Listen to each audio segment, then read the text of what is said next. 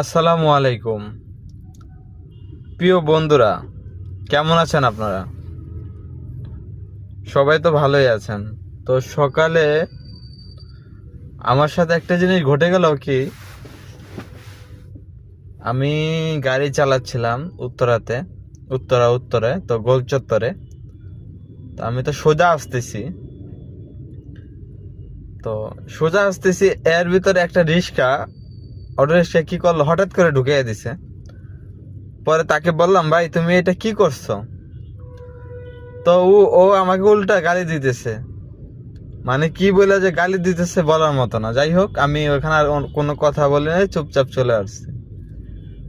তো ভাই, তোমরা টেসলা চালাও, অটো চালাও, তোমাদের এত পাওয়ার কেন?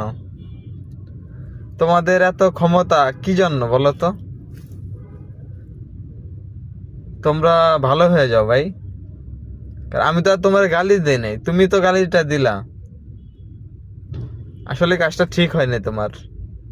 যাক, আল্লাহ তোরে হেদায়েত দান করুক ভাই।